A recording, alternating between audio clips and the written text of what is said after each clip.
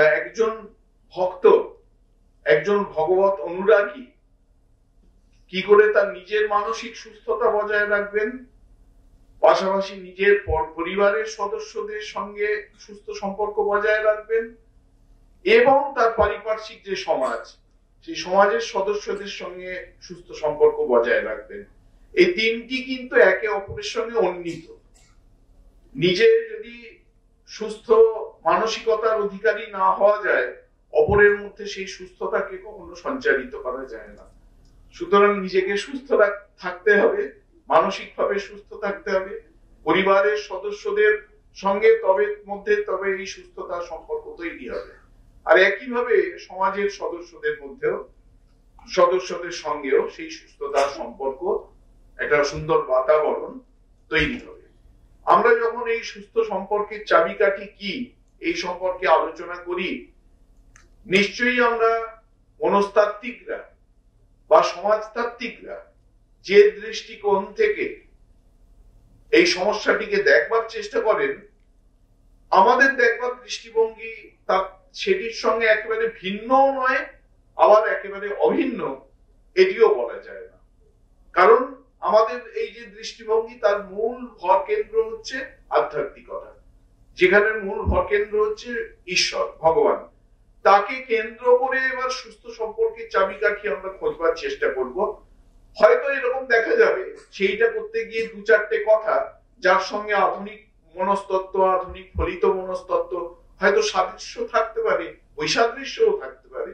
সমাজতাত্ত্বিকরা যেসব কথা বলছেন হয়তো হয়ে যেতে পারে যে আমরা যেসব কথা ভাবছি বলছি মিলে গেল কিছু, কিন্তু আমরা মূলত একজন শ্রীরামকৃষ্ণ বিবেকানন্দের ভক্ত, একজন শ্রীরামকৃষ্ণ বিবেকানন্দের অনুরাগী কিভাবে এই সুস্থ সম্পর্কের চাবিকাঠি খোঁজবার চেষ্টা করবেন, মূলত আমরা সেখানে কনসেন্ট্রেট করব। সত্যিকারের বলতে কি, পৃথিবীতে এমন মানুষ খুঁজে পাওয়া খুবই কঠিন যিনি কোনোদিন কোনো মানসিক যন্ত্রণায় ভোগেননি, কোনোদিন তার জীবনে হতাশা আসেনি, কোনোদিন তিনি নেতিবাচক মানসিকতার শিকার হননি। তিনি যত উচ্চকোটির মহাপুরুষই হোক না কেন, তার জীবনে কখনো না কখনো হতাশা এসেছে, তার জীবনে নেতিবাচক মনোভাব কিছুক্ষণের জন্য তার চেতনাকে আচ্ছন্ন করে ফেলেছে, তারপর তিনি সেটা থেকে অতিক্রম করেছেন, সেখান থেকে তার উত্তরণ ঘটেছে। এরকম আমরা সবসময়ই দেখতে পাই। আমরা দেখি যে মাস্টার মশাই শ্রীমন, তিনি ঠাকুরের কাছে আসছেন 1882 খ্রিস্টাব্দে। যখন তিনি আসছেন তখন তার বয়স হচ্ছে 28 বছর। ইতিমধ্যেই বিবাহ করে ফেলেছেন, ছেলে হয়েছে, তার সন্তান হয়েছে। সেই অবস্থায় এবং তার কি তার জন্ম দিয়েছেন যিনি, সেই মা মারা গেছেন, বাবা আবার বিয়ে করেছেন, মানে বাড়িতে বিমাতার রয়েছেন। সেই অবস্থায় তিনি ঠাকুরের কাছে আসছেন যখন, তিনি তার সামাজিক সমস্যায় একদম জর্জরিত। ঠাকুরের সঙ্গে কথোপকথনের প্রথম যে 7-8টি সিটি, মানে প্রথম 7-8 বার ঠাকুরের কাছে তিনি এসছেন, ঠাকুরকে তার নিজের সম্পর্কে, নিজের হতাশা সম্পর্কে, নিজের অস্থিরতা সম্পর্কে, বাড়ির মানুষের সঙ্গে তার যে সম্পর্ক অত্যন্ত অবনতি, একবার তলানিতে এসে ঠেকেছে, সেই সম্পর্কে অনেক কথা বলেছে। সেই সমস্ত কথাগুলোকে জড়ো করলে যেটি দাঁড়ায় যে মাস্টারমশাই ঠাকুরকে বলছেন ওই প্রথম 7-8টি দর্শনের সময়, বলছেন, আমি যৌথ পরিবারে বাস করি, বাড়িতে বাবা, বিমাতা, ভাইয়েরা আছে, আমাদের অনেক সমস্যা। আমি শান্তিকামী মানুষ, সাংসারিক অশান্তি, চেঁচামেচি, ঝগড়াঝাটি, ছোট ছোট ব্যাপারে সংকীর্ণ মানসিকতার প্রকাশ আর নিতে পারছি না। আমাদের অনেকেরই এরকম অভিজ্ঞতা আছে। মাঝে মাঝে মনে হচ্ছে আত্মহত্যা করি, আমার জীবনে কোনো সুখ শান্তি নেই, শুধুই হতাশা, জানি না কিভাবে এই অবস্থা থেকে বেরিয়ে আসবো। মায়ার বন্ধন আমাকে যেন আষ্টে পৃষ্ঠে বেঁধে ফেলেছে। আপনি আমাকে কৃপা করে এই অবস্থা থেকে উদ্ধার করুন। একসঙ্গে একটা সিটিং এই যে এটা মাস্টারমশাই বলছেন এরকম নয়, প্রথম 7-8টা সিটিং এর মধ্যে বিচ্ছিন্ন ভাবে যে কথাগুলো বলেছেন এক জায়গায় জড়ো করলে এরকমই দাঁড়ায়। এর অনেক দিন তখন ঠাকুরের শরীর চলে গেছে। সেই সময় পুরনো দিনের স্মৃতিচারণ করতে গিয়ে মাস্টারমশাই বলেছেন পরবর্তীকালে, বলছেন ঠাকুরের সঙ্গে সপ্তম বা অষ্টমবার দেখা হওয়ার সময়, মানে 7th or 8th টাইম, তখন তিনি গেছেন, গিয়ে দেখছেন যে ঠাকুর আমাদের কালী মন্দিরের পাশের চাতালে হনন করে হাঁটছেন, যেন একজন সিংহ এক পাশ থেকে আরেক পাশে ঘুরে বেড়াচ্ছেন। বলছেন সেই সময় গিয়ে আবার আমি আমার মানসিক অসহ্য অবস্থার কথা তাকে বললাম। আমি বললাম যে আর আমি পাচ্ছি না, আমার মনে হচ্ছে এভাবে বেঁচে থাকার থেকে জীবনকে শেষ করে দেওয়া ভালো, তাই নয় কি? সঙ্গে সঙ্গে ঠাকুর প্রায় তিরস্কারের ভঙ্গিতে আমাকে বললেন, মাস্টারমশাই স্মৃতিচারণ করছেন, কেন তুমি এই কথা বলছো? তোমার গুরু লাভ হয়েছে, তোমার আর কোনো ভাবনা নেই। তোমার গুরু সব সময় তোমার পিছনে থেকে তোমাকে রক্ষা করছেন। তিনি কেবল ইচ্ছা মাত্রেই আমাদের সমস্ত দুঃখ দূর করে দিতে পারেন। তিনি সবকিছু অনুকূল করে দেবেন, তুমি তার উপর নির্ভর করো, তিনি সবকিছু অনুকূল করে দেবেন। মাস্টারমশাই পরবর্তীকালে বলতেন, এখন আমি তার সেই অবতারের কৃপার কথা ভাবি, কোথায় আমি আত্মহত্যার কথা ভাবছিলাম আর কোথায় আমার সরাসরি ঈশ্বর লাভ। এই পরবর্তীকালে বলছেন কোথায় ঈশ্বরের সাক্ষাৎকার লাভ। এই যে এর সঙ্গে সঙ্গে আরো মাস্টারমশাই বলেছেন, বলছেন আমি দুঃখ পেয়েছিলাম বলেই তো ভগবানের সাক্ষাৎকার লাভ হলো। দুঃখ যদি না পেতাম, এই বাড়ির সদস্যদের সঙ্গে সম্পর্কের অবনতি যদি না হতো, তাহলে আমার মধ্যে সেই ভগবত জিজ্ঞাসা, ভগবত প্রাপ্তির পিপাসা কখনো আমি অনুভব করতাম না। সেই জন্য আমার জীবনে দুঃখ এসছে, আমি সেটাকে অত্যন্ত আকাঙ্ক্ষিত বলে মনে করি। সেই রবীন্দ্রনাথের গান আছে, আপনারা জানেন, দুঃখ যদি না পাবে তো নাই পাবে তো দুঃখ তোমার খুঁজবে কবে, বিষকে বিষের দাহ দিয়ে দহন করে মারতে হবে। তারপরে আছে যে দুঃখ হচ্ছে ভগবানের দয়া, আমি মানুষের কাছ থেকে দুঃখ পাচ্ছি, কেউ আমাকে কটু কথা বললো, সম্পর্কের একটু অবনতি হলো, আত্মবিশ্লেষণ করতে হয়। এই আত্মবিশ্লেষণের সঙ্গে সঙ্গে সম্পূর্ণভাবে ভগবানের উপর নির্ভর। এক কথায় যদি জিজ্ঞেস করেন যে সুস্থ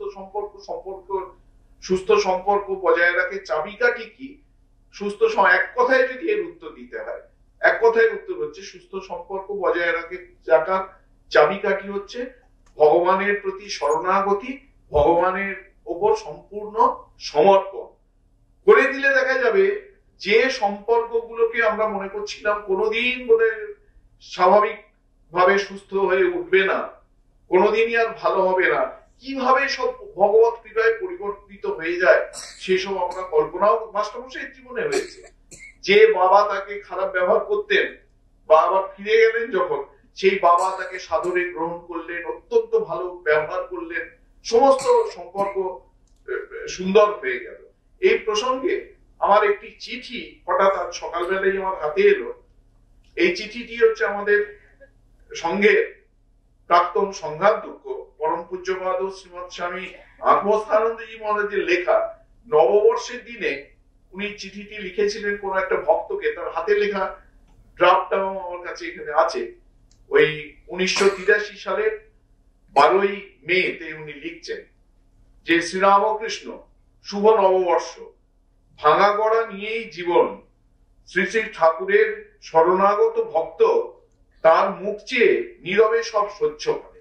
নীরবে সব সহ্য করে মানে নীরবে দুঃখকে সহ্য করে। কষ্ট হয় কিন্তু সেটাও তাঁরই দান, সুতরাং ভক্ত সকল অবস্থাতেই তার ইচ্ছা জেনে ধীর স্থির অবিচলিত থাকার সাধন করে। এটি হচ্ছে সাধন। যে আমরা কি সাধন করব, এটি হচ্ছে সাধন। যে দুঃখ ভগবান যখন এইটি মনে হবে। আমাদের একজন মহারাজ ছিলেন, আপনারা অনেকেই হয়তো দেখেছেন, মুমুক্ষানন্দজি মহারাজ। তার পার্কিনসন্স হয়ে গিয়েছিল। তিনি নরেন্দ্রপুর আমাদের কলেজের প্রিন্সিপাল ছিলেন একটা সময়। তার যখন পার্কিনসন্স ধরা পড়লো, তার ছাত্রদের মধ্যে খুব জনপ্রিয় ছিলেন। তো ছাত্ররা গিয়ে সব বলছে, পুরনো ছাত্ররা, মহারাজ আপনার এরকম হলো, আপনার কেন এরকম হলো, এরকম করে মহারাজ তাদের তিরস্কার করে বলছেন, খবরদার ওই কথা বলবে না, আমার পার্কিনসন্স হয়েছে, এটি ঠাকুরের দান, ঠাকুর এটি দিয়েছেন, তিনি কল্যাণময়, তিনি কারোর অকল্যাণ কখনো করতে পারেন না। তিনি যখন জেনে শুনে আমাকে এই রোগ দিয়েছেন, নিশ্চয়ই এর মধ্যে দিয়েই আমার কল্যাণ হবে। এই হচ্ছে একটা ভক্তের ভাব। একটা ভক্তের ভাব আর একজন বাইরের সেকুলার পার্সন যিনি অভক্ত তার ভাব, নিশ্চয়ই এই দুটি ভাবের মধ্যে পার্থক্য থাকবে। এই জন্য পূজনীয় মহারাজ বলছেন, সুতরাং ভক্ত সকল অবস্থাতেই তার ইচ্ছা জেনে ধীর স্থির অবিচলিত থাকার সাধন করে, তাই সে অন্য মানুষ থেকে ভিন্ন। ভক্ত ফুরিয়ে যায় না, মিলিয়ে যায় ইষ্টপাদ পদ্মে। একটা কথা আছে, আমরা তো চেষ্টা করব যাতে সকলের সঙ্গে সম্পর্ক ভালো থাকে, সুস্থ সম্পর্ক বজায় থাকে, সকলে আমাকে ভালোবাসে, আমি যাতে সকলকে ভালোবাসতে পারি, সকলেই আমরা চেষ্টা করব। কিন্তু কর্মসংস্কার বশত এমন অনেক পরিস্থিতি আছে যে সত্যিকারের খুব অবজেক্টিভলি দেখলে, পক্ষপাত শূন্য অবস্থায় দেখলে দেখা যাবে আমি আমার দিক থেকে একদম ঠিক, কিন্তু অন্য পক্ষ সে যে কোনো কারণবশতই দেখা যাচ্ছে সম্পর্ক আর কিছুতেই সুস্থ হচ্ছে। তখন আপনি নিজের খুঁত কিছুতেই পাচ্ছেন না, যে দৃষ্টিভঙ্গি থেকেই দেখছেন নিজের খুঁত কিছুতেই পাচ্ছেন না, কিন্তু তবুও অপরের সঙ্গে সম্পর্ক স্বাভাবিক করে তোলা যাচ্ছে না। তখন একটা কিন্তু ভাব অবলম্বন করতে হবে যে এই জগৎটিকে আমি আমার মতো করে কোনোদিনই গড়ে নিতে পারবো না। জগৎটিকে আমি আমার মতো, জগৎ সম্পর্কে কোনো কল্পনা, কোনো অহেতুক নস্টালজিয়া এসব কিন্তু চলবে না। সারা জগৎ এমন পর্যন্ত হয়, সারা জগৎ আমার প্রশংসা করছে, কিন্তু ঘরের লোক আমাকে নিন্দা করছে। সারা জগতের সঙ্গে সম্পর্ক আমার অত্যন্ত ভালো, ঘরের লোকের সঙ্গে সম্পর্ক ফাটল ধরে গেছে। এরকম তখন কি করবেন?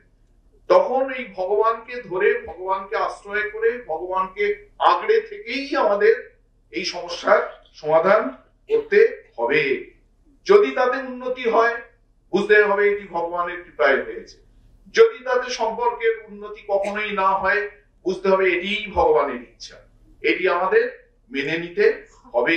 আমরা এতে দেখব কথামৃতে এই সম্পর্কে একটি খুব সুন্দর আলোচনা রয়েছে। 1883 সালের 26শে সেপ্টেম্বর ভবনাথ তিনি ঠাকুরের কাছে এসছেন, ঠাকুরের সঙ্গে কথা হচ্ছে। ভবনাথ বিনীতভাবে বলছেন, লোকের সঙ্গে মনান্তর থাকলে মন কেমন করে, তাহলে তো সকলকে ভালোবাসতে পারলাম না। ঠাকুর বলছেন, প্রথমে একবার কথাবার্তা কইতে, তাদের সঙ্গে ভাব করতে চেষ্টা করবে, চেষ্টা করেও যদি না হয় তারপর আর ওসব ভাববে না। তার শরণাগত হও, তার চিন্তা করো, তাকে ছেড়ে অন্য লোকের জন্য মন খারাপ করবার দরকার নাই। ভগবান তারপরেও প্রশ্ন করছেন, খ্রাইস্ট, চৈতন্য এরা সব বলে গেছেন যে সকলকে ভালোবাসবে। শ্রীরামকৃষ্ণদেব বলছেন, ভালো তো বাসবে, সর্বভূতে ঈশ্বর আছেন বলে, কিন্তু যেখানে দুষ্ট লোক সেখানে দূর থেকে প্রণাম করবে। কি চৈতন্যদেব তিনিও বিজাতীয় লোক দেখে প্রভু করেন ভাব সংবরণ বলে তিনি চৈতন্য ভাগবত থেকে ঠাকুর কোট করলেন। শ্রীবাসের বাড়িতে তার শাশুড়িকে চুল ধরে বার করে দিতে পেরেছিল। ভবনাথ সঙ্গে সঙ্গে চৈতন্যদেবের ওই এটাকে জাস্টিফাই করছেন, বলছেন সে অন্য লোক বার করেছিল। ঠাকুর সঙ্গে সঙ্গে বলছেন, তার সম্মতি না থাকলে পারে, কি করা যায়? যদি অন্যের মন পাওয়া না গেল তো রাত দিন কি ওই নিয়েই ভাবতে হবে নাকি? যে মন তাকে দেব, সে মন এদিক ওদিক বাজে খরচ করব আমি, ইত্যাদি ইত্যাদি। তারপর ঠাকুর আরো অনেক কথা, একদম স্পষ্ট কি করতে হবে, চেষ্টা করতে হবে। কিন্তু যখন দেখা যাচ্ছে যে আর কোনোভাবেই ওটি সম্ভব নয়, তখন আর তা বলে ভাবনা করা চলবে না। তোর আপনজনে ছাড়বে তোরে, তা বলে ভাবনা করা চলবে না। ও তোর আশালতা পড়বে ছিঁড়ে, হয় তোরে ফল ফলবে না। কবিগুরু বলছেন, আসবে পথে আঘাত নেমে, তাই বলেই কি রইবি থেমে? ও তুই বারে বারে জ্বালবি বাতি, হয়তো বাতি জ্বলবে না, তা বলে ভাবনা করা চলবে না। শুনে তোমার মুখের বাণী, আসবে ঘিরে বনের প্রাণী। আমার মুখের মিষ্টত্ব, এই মৃদু হাসিটা, এসব শুনে গোটা জগৎ সংসার এসে আমাকে ঘিরে ধরবে। শুনে তোমার মুখের বাণী আসবে ঘিরে বনের প্রাণী, হয়তো তোমার আপন ঘরে পাষাণ হিয়া গলবে না, তা বলে ভাবনা করা চলবে না। বন্ধ দুয়ার দেখলি বলে অমনি কি তুই আসবি চলে, তোরে বারে বারে ঠেলতে হবে, হয়তো দুয়ার টলবে না। এটি হচ্ছে সাধন, এটি হচ্ছে সাধন। আর ভগবানের উপর নির্ভর করলে, এই বিশেষ করে যারা অধ্যাত্ম পথের পথিক, সাধু সন্ন্যাসী আপনারা আছেন, ভক্তরা, আপনারা আপনাদের জীবনে অনেকবার হয়তো এর প্রমাণ পেয়েছেন যে ভগবান, সে আমাদের একটি ব্রহ্মসূত্রের একটি সূত্র আছে, 1.1.4 নম্বর সূত্র, তত্ত্ব সমন্বয়াৎ, সেখানে শঙ্করাচার্য ভাষ্যে লিখছেন যে কর্তুম অকর্তুম অন্যথা বা কর্তুম শক্যম পুরুষতন্ত্রত্বাৎ।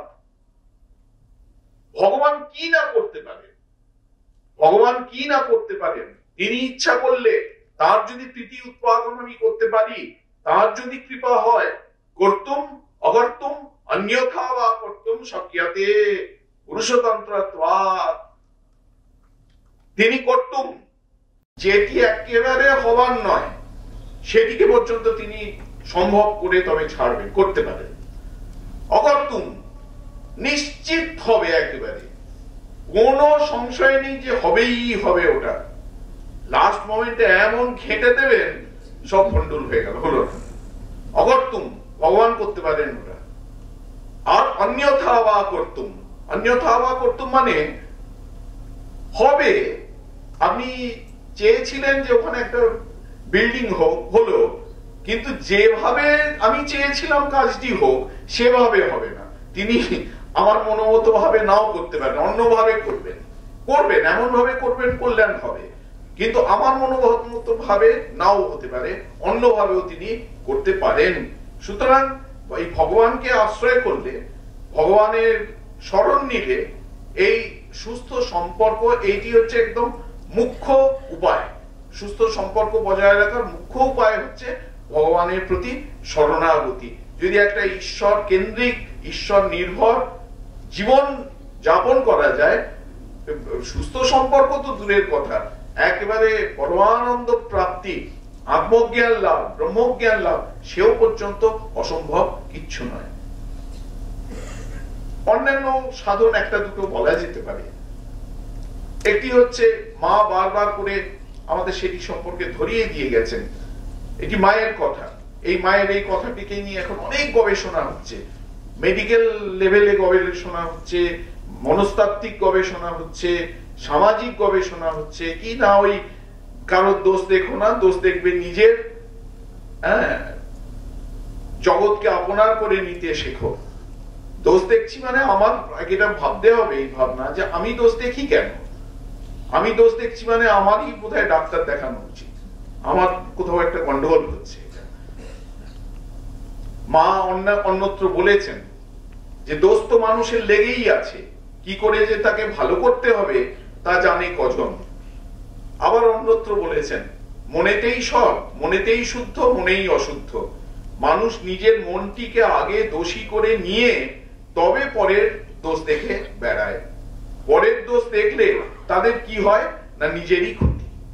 পরের দোষ দেখলে, এটা সত্যিকার, এইটি কিন্তু একটা মানে অত্যন্ত গুরুত্বপূর্ণ সাধন আমাদের ভক্ত এবং অনুরাগীদের কাছে, যে সুস্থ সম্পর্ক আমি দেখবো না কোনোভাবেই, কারণ আমি তার দোষ দেখছি, এতে কি তার কোনো পরিবর্তন করতে পারছি না, নিজেরও ক্ষতি হচ্ছে, মনের বৃথা অপচয় হচ্ছে, আর তারও কোনো লাভ হচ্ছে না। মাঝখান থেকে চোখের উপর চোখ তুলে কথা বলতে পারছি না, লাভের লাভে এইটুকুই হচ্ছে যে চোখের উপর চোখ তুলে কথা বলতে পারছি না।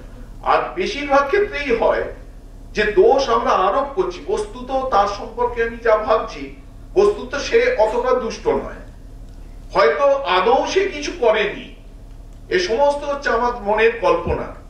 এইটিকে বলে জীব সৃষ্টি বলে, টেকনিক্যাল বেদান্তের টেকনিক্যাল ভাষায় এটিকে বলা হয় জীব সৃষ্টি। যেটি ঘটনা সেটি হচ্ছে ঈশ্বর সৃষ্টি।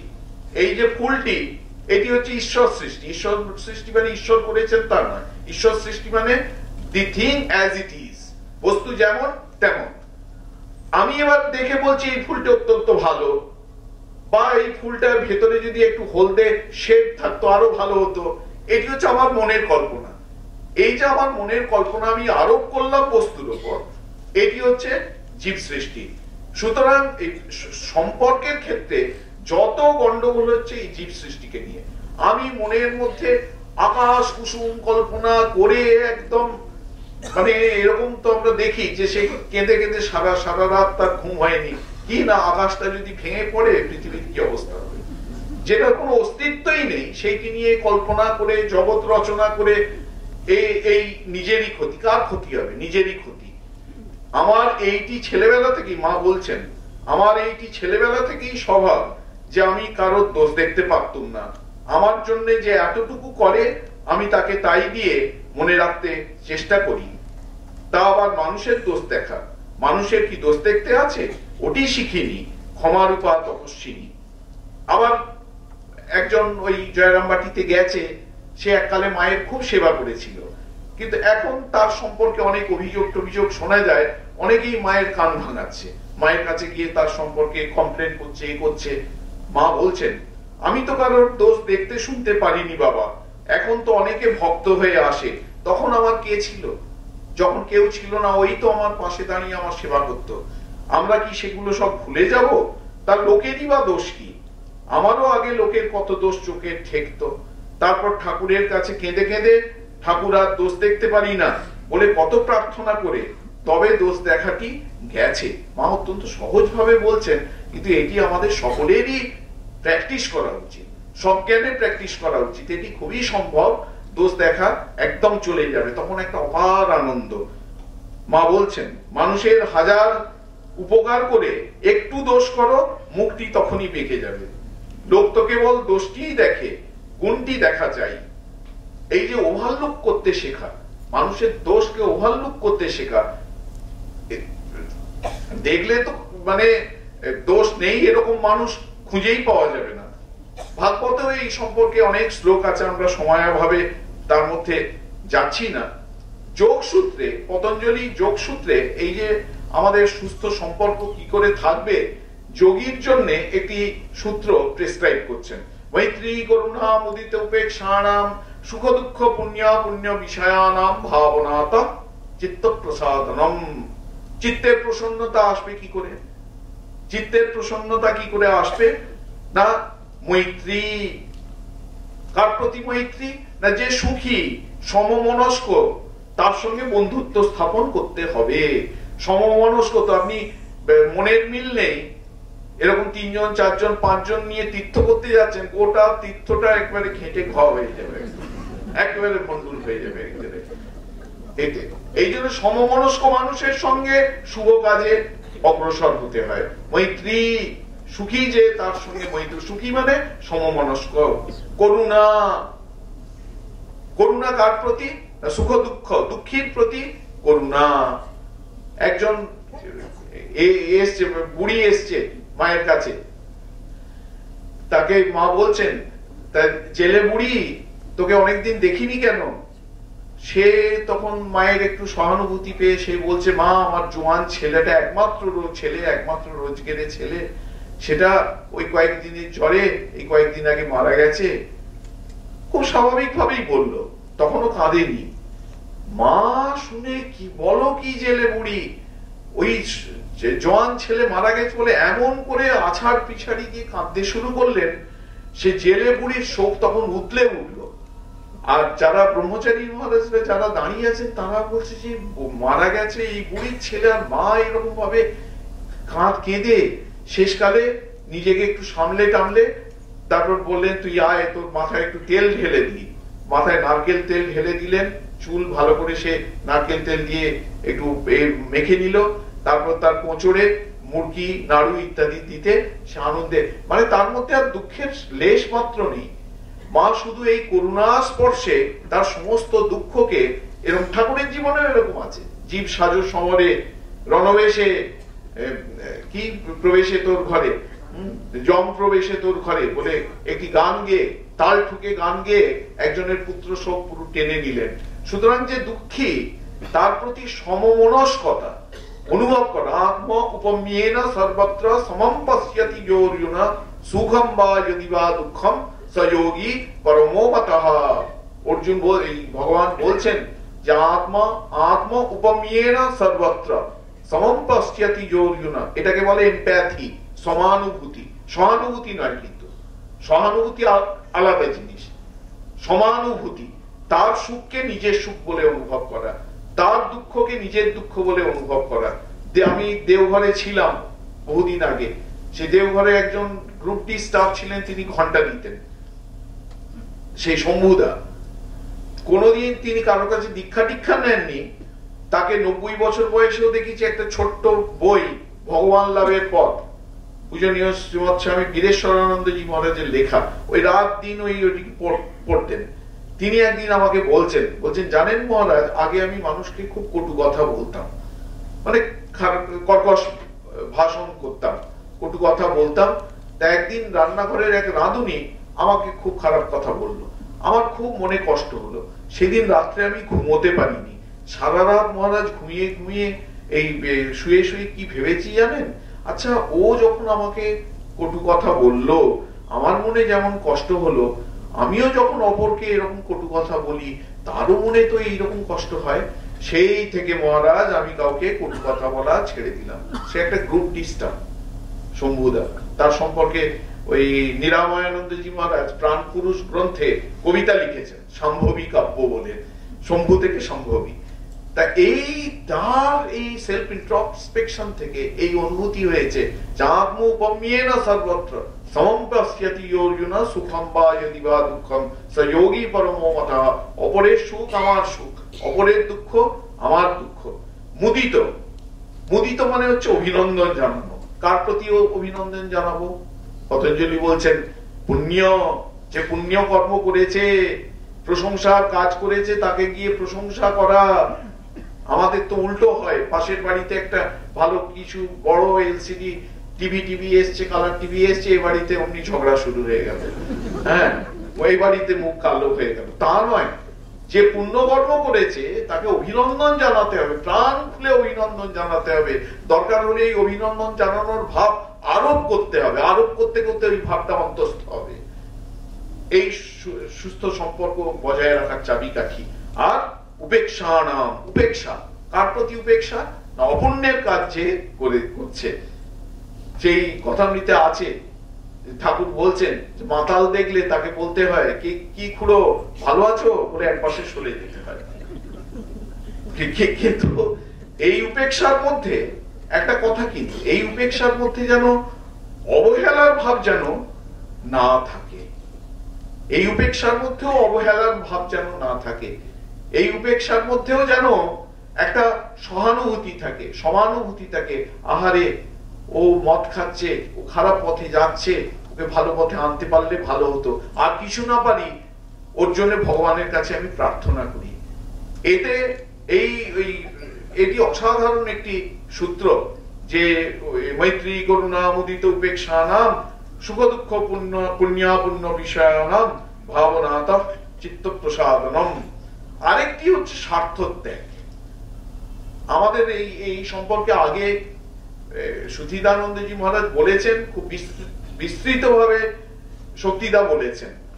স্বার্থ ত্যাগ এটি না বলে খুব খুব মুশকিল আছে। এই আমার যে সব দিতে হবে সে তো আমি জানি, আমার যত বিত্ত, আমার যত বাণী সব দিতে হবে, আমার চোখের চেয়ে দেখা, আমার কানের শোনা, আমার হাতের নিপুণ সেবা, আমার আনাগোনা সব দিতে হবে। আমার প্রভাত, আমার সন্ধ্যা, হৃদয় পত্র ফুটে, গোপন থেকে তোমার পানে উঠবে ফুটে ফুটে। এখন সেই যে আমার বিনা হতেছে তার বাধা, বাজবে যখন তোমার হবে, তোমার সুরে সাধা সব দিতে হবে। এই ভাবটা দিতে হবে মানে এক্ষুনি একদম সব ছুঁড়ে ছুঁড়ে, আমাকে বলা হয়েছে যে সব দিতে হবে, এক্ষুনি গিয়ে সব জামা কাপড় সব জানলা দিয়ে ছুঁড়ে ছুঁড়ে ফেলতে, তা নয়। এই মনের যে আসক্তি, আমার সব করব, কিন্তু আসক্তি একদম মানে ঘরে থেকে সন্ন্যাসী হতে হবে, ঘরে থেকে গৃহস্থ সন্ন্যাসী হতে হবে। এটি আমাদের ঋষিত্বের আদর্শ ছিল, এটি এটি হচ্ছে সুস্থ সম্পর্কের চাবিকাঠি। আরেকটি প্রসঙ্গ দিয়ে আমার সময় হয়ে গেছে, শেষ করব। সেটি হচ্ছে আমাদের এই সুস্থ সম্পর্ক বজায় রাখার ক্ষেত্রে খুব প্রত্যাশা থাকে, ভালোবাসার প্রত্যাশা। আমি ওকে ভালোবাসি, ও কেন আমাকে দেবে না? আমিও ওকে যেমন ভালোবাসি, ওর কাছ থেকে সেরকম একই রকমের ভালোবাসা আমি প্রত্যাশা করি। এখন এই সম্পর্কে বলতে গেলেই প্রশ্ন উঠবে যে তা ভালোবাসা কাকে বলে। খুব সুন্দর উপাখ্যান আছে বৃহদারণ্যক উপনিষদে। আগেকার দিনে তো ঋষিরা একটা নির্দিষ্ট বয়স হয়ে গেলে তারা গৃহস্থ, তারপর তো বনে চলে যেতেন বানপ্রস্থ নিয়ে। সেরকম যাজ্ঞবল্ক্য, তিনি তার দুই পত্নী ছিল, মৈত্রেয়ী এবং কাত্যায়নী। তিনি একদিন ওই দুই পত্নীকে ডেকে বললেন যে দেখো, এবার আমার বানপ্রস্থের সময় হয়েছে, আমি চলে যাব, তোমাদের মধ্যে এই সমস্ত সম্পত্তি আমি ভাগ করে দিতে চাই। কাত্যায়নী খুব খুশি হয়ে গেলেন, ঠিক আছে, যা সম্পত্তি পাওয়া গেল পাওয়া গেল। মৈত্রেয়ী তখন বললেন, আমি সম্পত্তি নিয়ে কি করব? এটা পেলে কি আমি চরম সুখ পাবো? আমার কি আর কোনো অতৃপ্তি কি থাকবে না? তখন যাজ্ঞবল্ক্য বললেন যে দেখো, তুমি বরাবরই আমার প্রিয়তমা পত্নী ছিলে, কিন্তু এই প্রশ্ন করে তুমি আমার আরো অত্যন্ত প্রিয়তম হলে। বলে তারপর যাজ্ঞবল্ক্য বলছেন যে সহোবাচ নবা অরে পত্যু কামায় পতি প্রিয় ভবতি আত্মনস্তু কামায় পতি প্রিয় ভবতি নবা রে জায়ায় কামায় জায়া প্রিয়া ভবতি আত্মনস্তু কামায় জায়া প্রিয়া ভবতি নবা রে পুত্রাণাম কামায় পুত্রা প্রিয়া ভবন্তি আত্মনস্তু কামায় পুত্রা প্রিয়া ভবন্তি।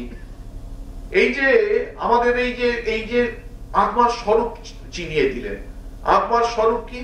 আত্মা হচ্ছে সৎস্বরূপ, আত্মা চিৎ স্বরূপ, এবং এই প্রত্যেক আত্মা হচ্ছেন আনন্দ স্বরূপ।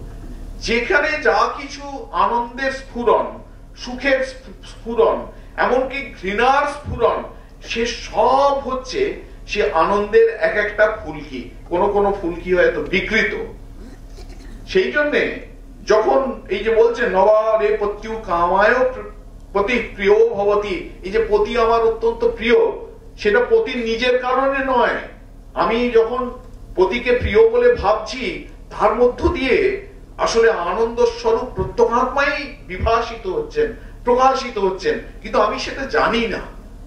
আমি শুধু ওপরের উপাধিটুকুই দেখছি, উপাধিটাকেই আমি বস্তু বলে মনে করছি, কিন্তু তার পেছনের যে প্রত্যেকাত্মা সেটাকে আমি জানি না। এই যে পতি আমার প্রিয় আত্মার কারণে, তিনি আত্মস্বরূপ। পুত্র আমার প্রিয়, সেটি আত্মা বলে, তিনি আত্মস্বরূপ। আত্মা হচ্ছে আনন্দ, আনন্দই আত্মা, আনন্দই। সে আনন্দ বলে সে আমার এত প্রিয়। এই জিনিসটিকে আমাদের একটুখানি চর্চা কিন্তু করতে হবে। অ্যাটলিস্ট আমরা যদি একটু সুপার ইম্পোজও করতে পারি, প্রথমত তাত্ত্বিক লেভেলে একটু চর্চা করতে হবে। তাত্ত্বিক লেভেলে চর্চা করতে করতে সেটা বুদ্ধির মধ্যে পার্কুলেট করবে, বুদ্ধিকে সঞ্জীবিত করবে, বুদ্ধির মধ্যে সঞ্চারিত হবে, বুদ্ধিকে সঞ্জীবিত করবে। করতে করতে তারপরে সেটা আমাদের ব্যবহারকেও ধীরে ধীরে ধীরে ধীরে, একদিনে হবে না, পরিবর্তিত করে দেবে, পরিবর্তন হবে। তখন সত্যিকারের এরকম সময় আসা, আমার গোপালের মা, আপনারা যদি হয়তো যারা পড়েছেন তারা পড়েছেন, গোপালের মা কামারহাটির ব্রাহ্মণী ঠাকুরের কাছে আসতেন। এত গোড়া, খুব ছোট্টবেলায় বিধবা হয়ে গিয়েছিলেন, তারপর তিনি গোপালের সেবা করতেন। গোপালই ছিল তার একমাত্র ধ্যান জ্ঞান। তারপর জীবন্ত গোপালের তিনি দর্শন পেলেন, ঠাকুরের দর্শন পেলেন। শেষের দিকে তিনি এত লিবারাল, যিনি মানে ওই ঠাকুরের জন্য রান্না হচ্ছে, দক্ষিণেশ্বরে আসছেন, তিনি সেদিন দক্ষিণেশ্বরেই দুপুরের প্রসাদ পাবেন, ঠাকুরের জন্য রান্না হয়েছে। আবার সেই উনুন গোবর দিয়ে নিকিয়ে সমস্ত থালা বাটি বাসন ভালো করে ধুয়ে নিজের জন্য সপাকে রান্না করে খাবেন। এই রকম যে উদার চেতা, পরবর্তীকালে তিনি সিস্টার নিবেদিতাকে আপন করে আলিঙ্গন করছেন, সমস্ত ঠাকুরের ভক্তদের আপন করে আলিঙ্গন করছেন। কেন? সর্বত্র তার গোপাল দৃষ্টি হচ্ছে, সর্বত্র তিনি সেই ইষ্টকে দর্শন করছেন। এই কিন্তু এই আরোপ করতে করতে সত্যি সেটি একদিন রিয়েলিটিতে পরিণত হয়। ওই সেই এইটি হচ্ছে ওই একটি কবিগুরুর গান আছে না, আমার মুক্তি আলোয় আলোয় এই আকাশে, আমার মুক্তি, আমার মুক্তি ধুলায় ধুলায় ঘাসে ঘাসে। আরোপ করতে করতে করতে করতে সর্বজীবের সঙ্গে, সর্বভূতের সঙ্গে এই একটা সুস্থ সম্পর্ক, পরমানন্দের সম্পর্ক, দৈবী সম্পর্ক স্থাপিত